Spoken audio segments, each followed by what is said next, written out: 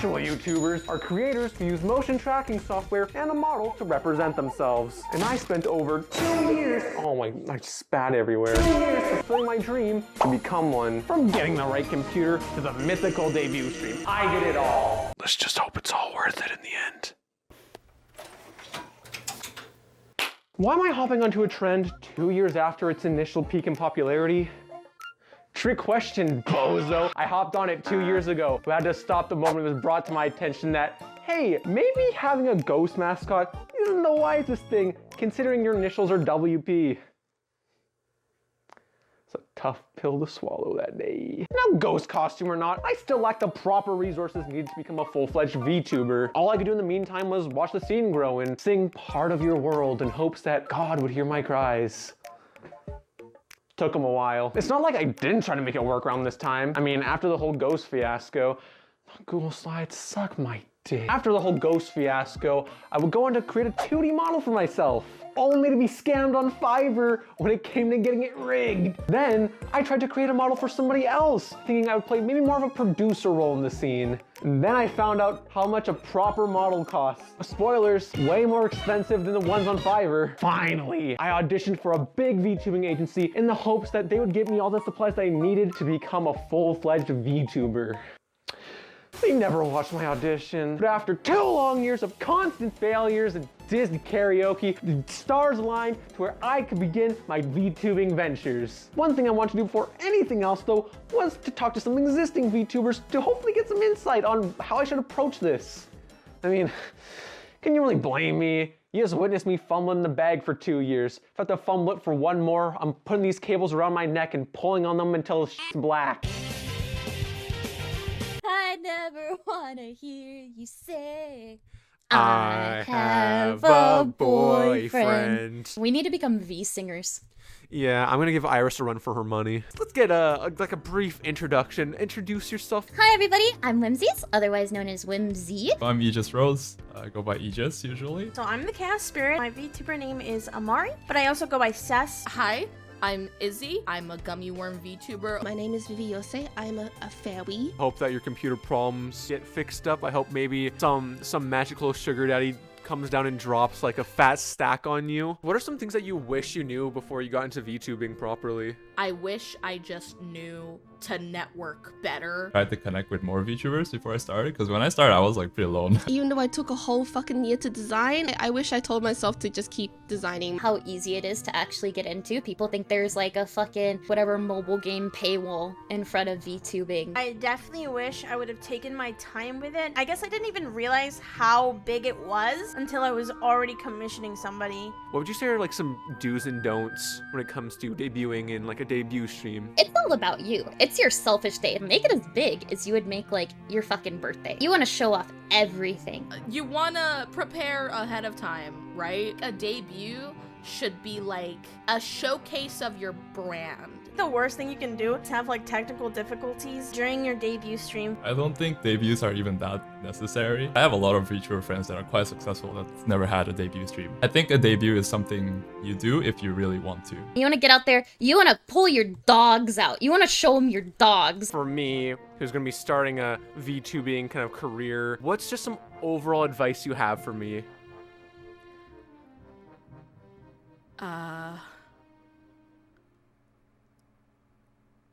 Don't. Be yourself, but be yourself as nicely as you can be. That's my advice to you. Really put yourself out there because a lot of VTubers genuinely love making friends. If you want like a really nice model, it's gonna be expensive. Don't look at numbers. When you're doing it live, I feel like it's really easy to fall into that pit of like, oh, I'll just take one peek at the view count, and then you see that it's low and then you get disappointed. Make that a habit from the get-go. Just don't look at it. Well, thank you for, oh, actually, sorry, I have one last question. It's a little bit of a silly one. I was just wondering, right?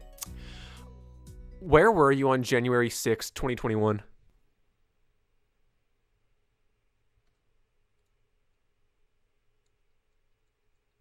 Am I allowed to look at my phone, like photo reel?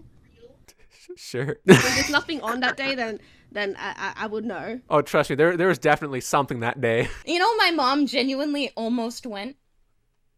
I disowned her after that.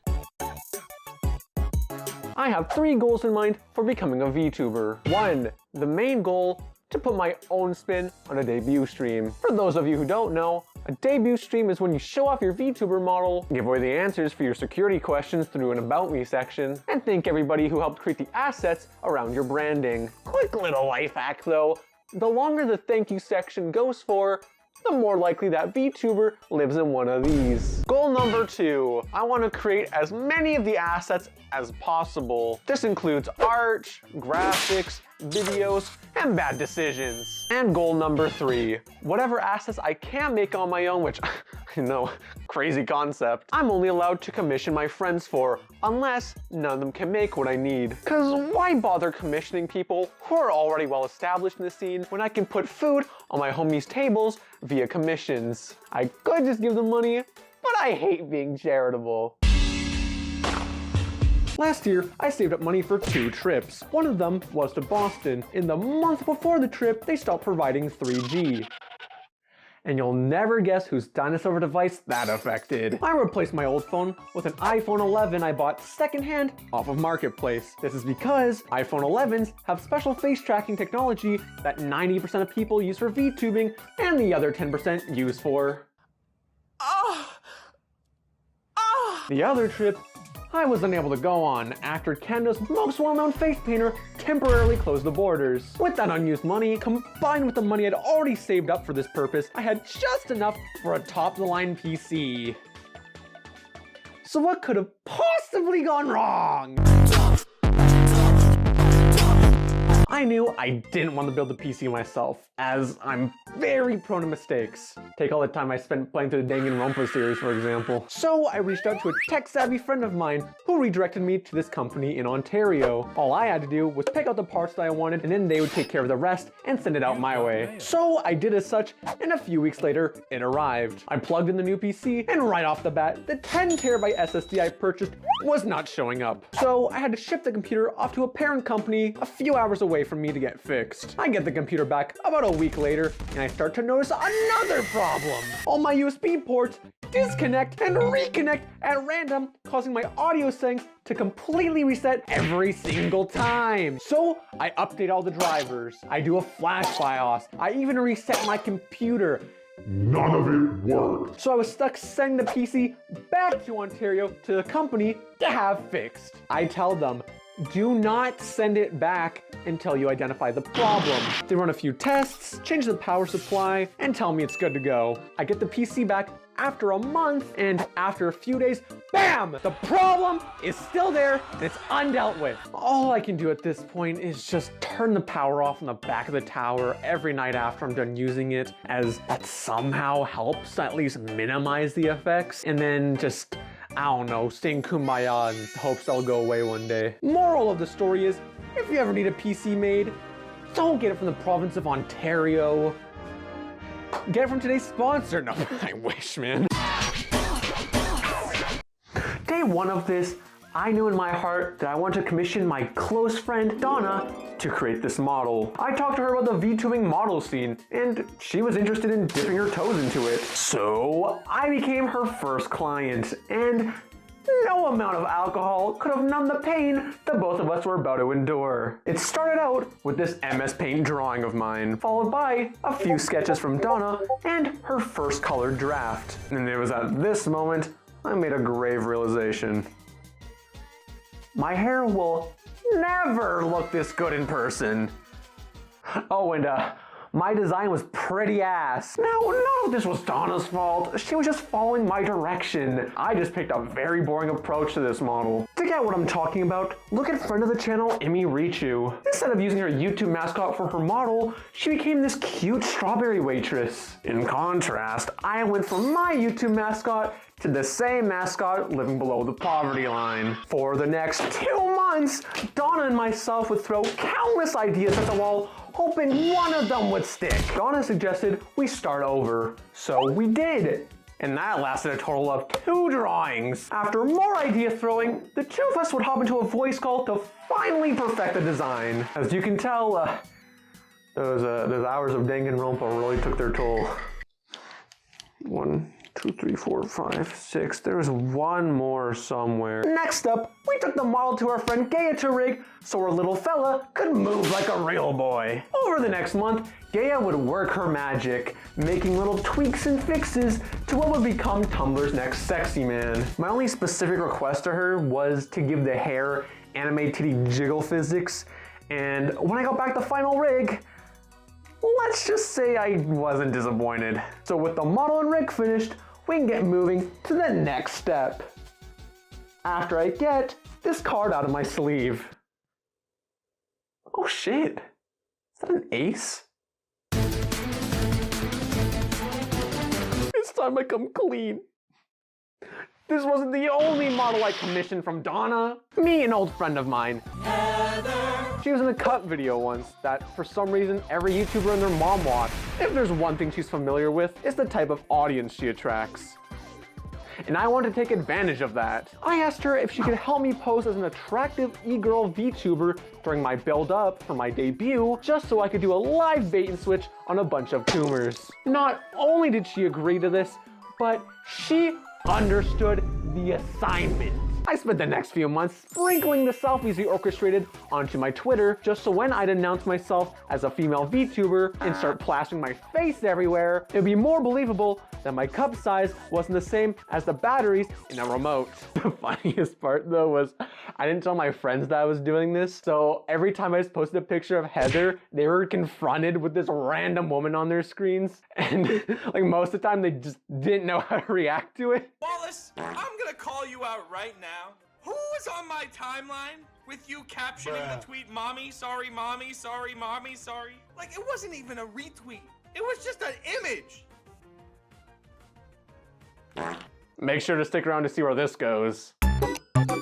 It was up to me to create the assets for this project. So that included a logo, background, overlays, different screens, icons, apples, chicken breast. Oh yeah, sorry. When I finished everything, I converted this into a grocery list. I decided to take the UI from Windows XP and make it less intuitive. This included using the font from Sonic Adventure 2 for all the type, making things angular up the ass, and repurposing different pop-ups, sound effects, and icons to fit a streaming environment. I also got this gnarly microphone asset alongside this beautiful background from friend of the channel, Toyame, aka Hoax Ghost. As well, I created a logo for myself that wasn't Windows related, because if I used a Windows XP typeface, it'd be as boring as a music festival would be for Helen Keller. If you're wondering what I did for my emotes, I'm not Twitch affiliate, so Helen Keller or not, you're seeing the same thing. What the heck? So, some time has passed. I was supposed to debut roughly 2 months ago, so I guess the only appropriate question you could ask is, what happened? Alright, so I might have stretched the truth when I said the rig was done. Well, it was nearly finished. At last second, Gaia had an emergency and couldn't make the fixes needed. And when I say last second, I was in the middle of the debut rollout. So while I wasted a lot of the material I made, more than I would have liked, honestly, I was able to rework some ideas during my second rollout. I started creating these MS Paint South Park style animations in order to hopefully get some more eyes on me. As well, I began making fan art of indie VTubers who I really enjoyed to hopefully befriend some of them. On top of this, I continued posting Heather's pictures alongside some other things. I had to explain to some of the people I befriended that I was actually a dude, which, you know, kind of a awkward situation. Which, by the way, so during this rollout, I had an old friend slide into my DMs, unironically, I'm pretty sure, alongside a well-meaning but funnily off-putting DM from a stranger. I was also becoming paranoid that other creators outside the VTubing scene who began following me were only doing so because I was a woman. So long story short, what started out as a silly little haha bit, a bit of a eye-opening experience of what it's like being a woman on the internet. How did I get to this point? In the meantime, Donna, who created my VTuber model, redirected me to Twitter user Kasudi Illust who could finish up the rig for me and make all the fixes I needed. After a few weeks of back and forth, I received the final product, and shout out to them, they saved my ass. Then came preparing for the debut stream itself. During most debuts, a VTuber will open the stream with a lore video, giving viewers something to kind of latch onto to do with, your backstory, what you're all about. I had plans to do the same, but I didn't want it becoming a multi-month project, because I mean, bro, have you seen some of these? Not just that though, I also needed a narrator to read the lore. So, remember this clip? After the whole ghost fiasco, I would go on to create a 2D model for myself, only to be scammed on Fiverr when it came to getting it rigged. Well, I got a refund, but only an in-store credit, so for years I had this big whop of cash just sitting in my account waiting to be used. And it just so happened the perfect person to narrate my VTuber lore had just opened a gig on Fiverr.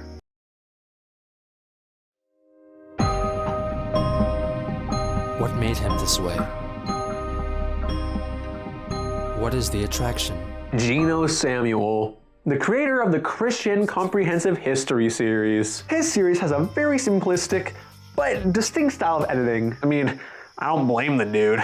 It's what 30 plus hours of content will do to your editing. I knew if I created my lore video in the style of his series, it would be both really funny and also save a lot of time, especially on the illustration side. But even with this out of the way, we're not even scraping the surface of everything that went to the debut. But I'd rather you just watch a thing via this card right here with the stream highlights. And with that said, that's my over 2-year-long adventure to become a VTuber coming to a close. Of course, this is just the beginning of my VTuber activities, so subscribe to my VTubing channel and follow me on Twitch and Twitter at WallacePerHour to keep up with this journey. Now if you'll excuse me, I'm going back to bed.